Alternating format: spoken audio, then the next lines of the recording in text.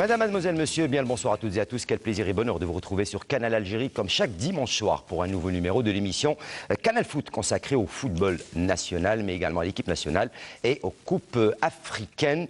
Tout ça, on va le voir en compagnie de mes consultants mais également de notre invité du jour. Ce sera juste après le sommaire.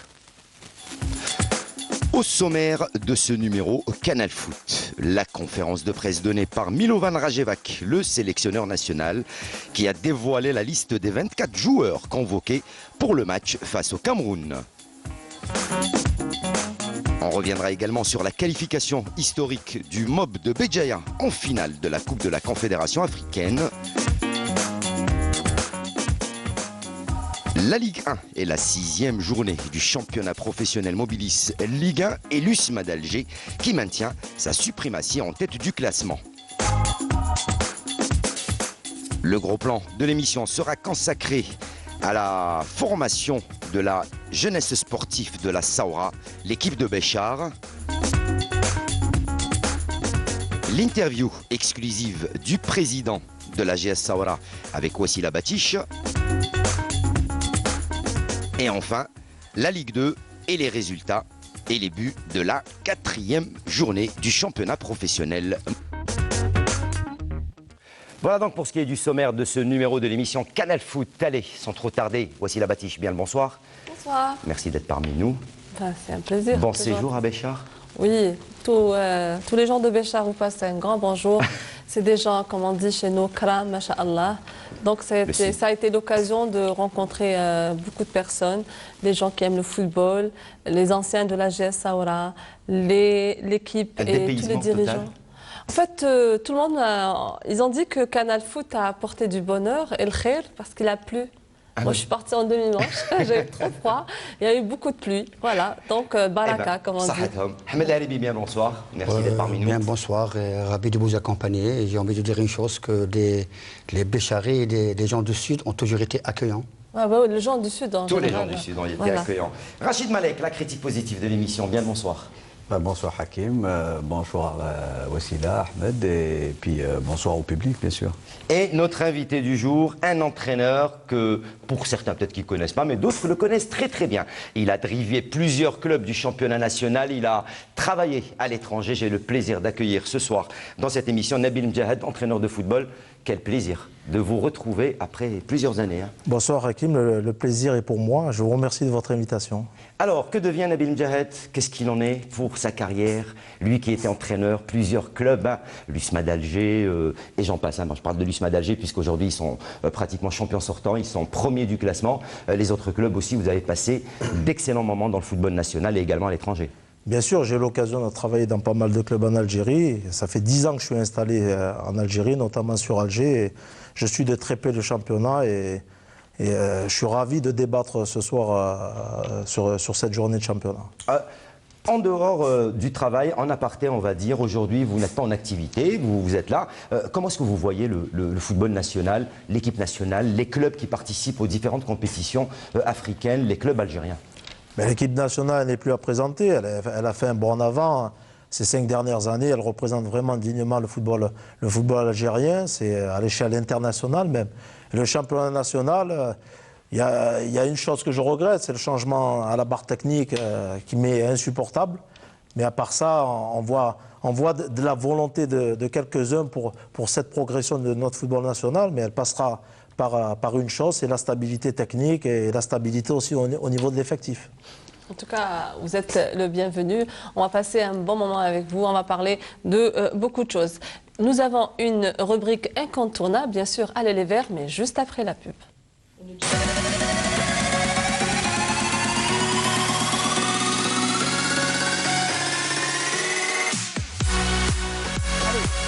L'équipe nationale, voici la Batiche, on en parle.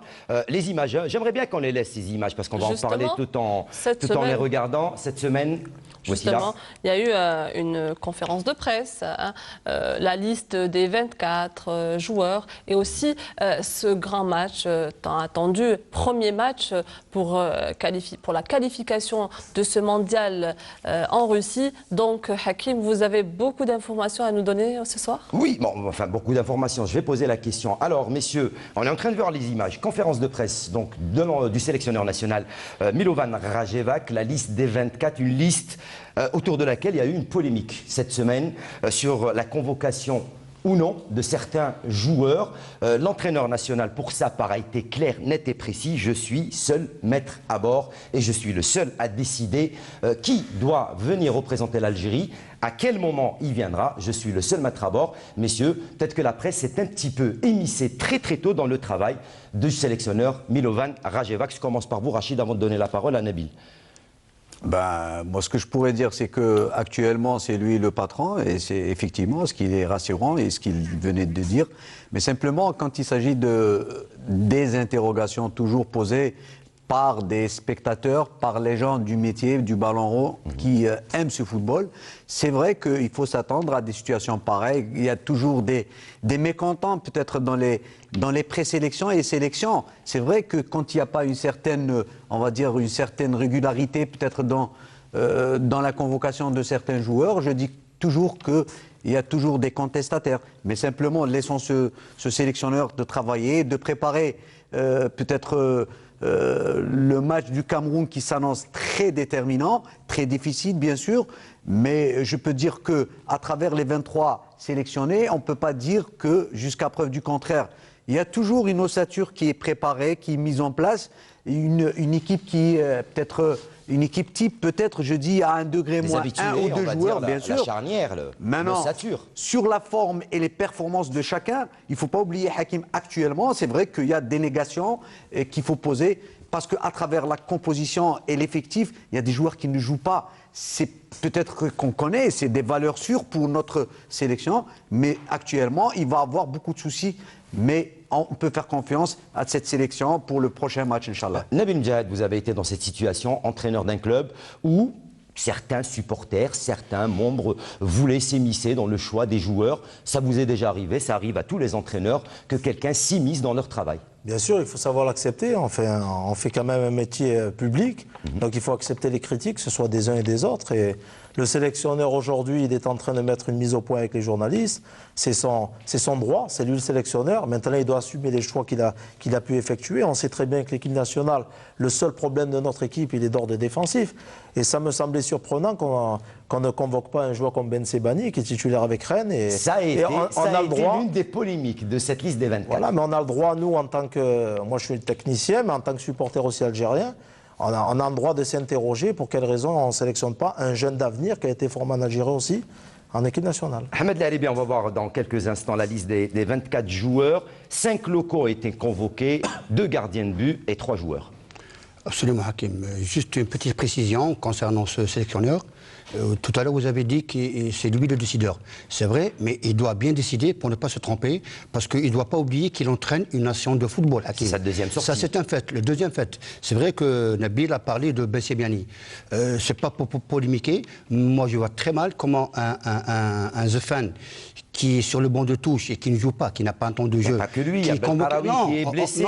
Il y a le cas donc, de Raïsem Boulhi. Non, parce que je parle, Hakim, du compartiment défensif qui a toujours été le maillon faible de cette sélection. Maintenant, concernant ce sélectionneur, Hakim, moi j'ai vu sa conférence de presse. Si je dois faire une comparaison entre lui et Gourcuff, qui était un adepte du 4-4-2, du beau jeu, de la perfection, de la passe courte et tout ce qui s'ensuit, ce sélectionneur Hakim, il faut le dire, il est très prudent, parce qu'il dit que je préfère gagner 1-0 et pas plus. Il a fait la reproche dernièrement, l'équipe algérienne composée de locaux. Ils ont joué un match contre les Raya. En première période, les joueurs ont fait un pressing très très haut. Il a contesté ce pressing parce qu'il a dit à un risque non, il fallait rester derrière. Donc je pense qu'actuellement, on a des éléments qui ont un tempérament offensif, il faut les utiliser, il ne faut pas rester derrière. Alors, on est en train de voir en même temps, je pense, je ne sais pas si Amel Benbatouche est avec moi, on est en train de voir voir les images des joueurs sélectionnés. Alors je vais vous la redonner cette liste avec Raïs Mboulhi, Malik Asla, la convocation donc du portier du MOP de Béjaïa Rahmani. Bravo pour lui, c'est vrai qu'il a fait une excellente participation à ces éliminatoires de la Coupe d'Afrique donc des clubs et donc le Coupe de la CAF. En défense, on retrouve donc bien sûr le restant, Medjani, Zefan, Roulem, Belkarawi qui est blessé, Kadamouro, Farhani qui a été reconvoqué de la GS Kabylie, Zeti et Khoualed donc qui reviennent également en équipe nationale, Mehdi Abaye, Taïder, Boudebous qui fait son retour, Taharat Guedioura, Farouli qui n'avait pas été convoqué lors du match face au Lesotho a été rappelé, Brahimi, Mesloub, Slimani, Razel, Mahrez, Soudani et bien sûr Slimani. Messieurs, à vous la parole. Pour laisser la parole aux collègues, je vais d'abord parler des trois gardiens de but qui sont convoqués. C'est vrai, on a toujours dit que le numéro 1 a toujours été Mboulhi, c'est vrai. Mais il faut savoir quelque part qu'à un moment donné, on avait le numéro 2 qui était Doura. Donc Doura, je ne sais pas pour quelle raison il a été écarté. Doura qui a 30 ans, et puis là, ce sélectionneur a donné la carte de jeunesse en disant que Doura est âgé. Moi, j'ai envie de dire une chose, qu'on dit souvent que ce sont les vieilles marmites qui font de la bonne soupe. Donc quand on voit un Buffon qui a 40 ans et qui joue en équipe nationale italienne, donc je pense que c'est pas convaincant ce qu'a dit le sélectionneur. Nabil, je vous pose la question, est-ce que la bonne formation peut pallier au manque de compétition pour un gardien de but ou pour un joueur? La bonne formation qu'il a eue au préalable, est-ce qu'elle peut pallier au manque de compétition pour être toujours au top? Bien sûr, c'est une évidence. Maintenant, pour revenir un peu à la convocation du gardien du MOP de Béjaïa, je pense qu'elle est amplement méritée par rapport au vécu qu'il a eu, notamment au périple de la Coupe d'Afrique. Maintenant, le problème, il ne se pose pas forcément là-dessus. Le problème, il se porte sur cet axe central qui va nous mettre en difficulté en ramenant un joueur comme Kadamouro qui joue en deuxième division et certainement qui va être aligné aux côtés de peut-être Medjani ou Belkawi.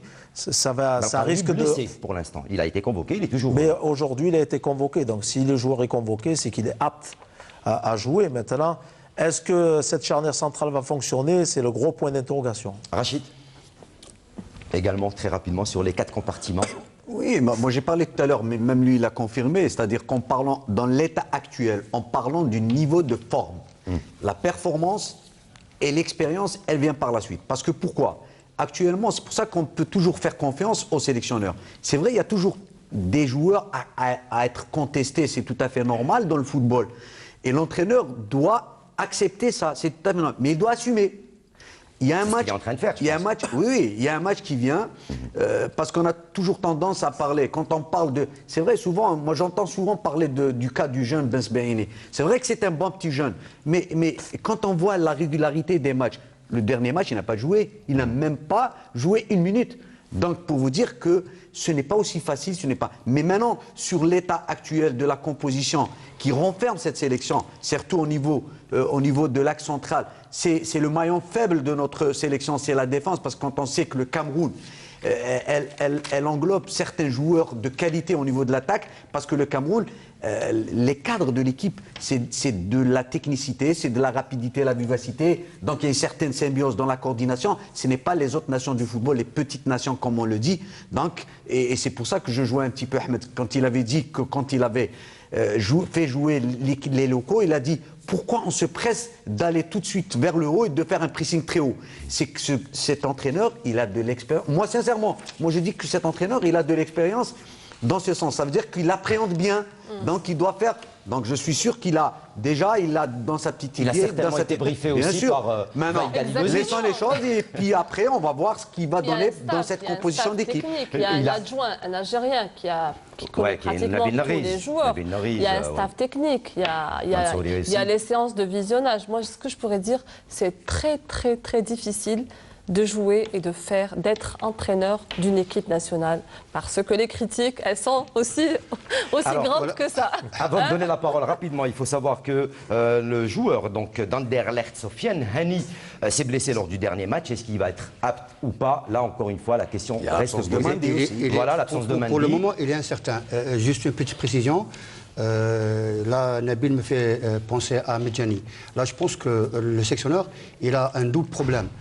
Maintenant, s'il fait déplacer Medjani dans l'axe central, il aura un problème au point de poste sentinelle.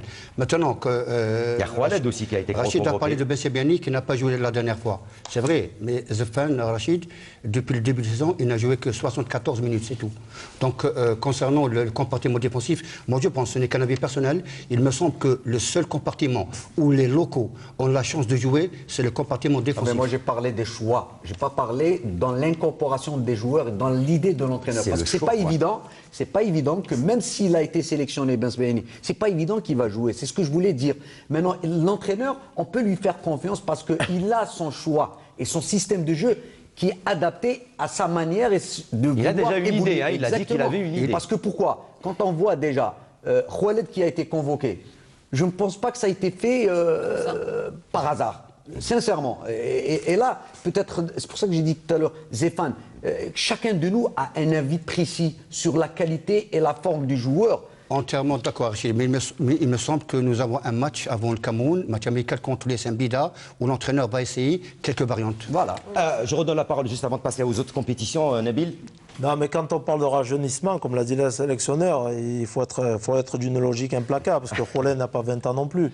Donc je ne pense pas que ce soit un argument. Maintenant, aujourd'hui, il a jugé utile que Khaled est meilleur que Bensebaini. Sloub aussi, il n'est pas très jeune. C'est le même poste, parce que Khaled, c'est un défenseur central, même s'il a joué arrière droit en équipe nationale, c'est certainement Zéphane qui va être aligné. Exactement. Allez, aussi, là, les autres compétitions. Bah oui, on arrive, bon, je pense que la semaine prochaine, dimanche prochain. Le 9 à 20h30 au Stade Moustapha Tchaka. Voilà, nous allons décortiquer ce match et on verra qui a eu tort, voilà, qui a eu raison. On jugera par la suite. Très bien. Donc Canal Foot, restez toujours branchés avec nous. L'émission Canal Foot avec nos consultants. Alors, messieurs, dames, nous avons parlé de cette compétition, de l'équipe nationale, de ce grand match qui attend le N. Et on passe maintenant à une compétition continentale, une compétition, une participation historique de ce club.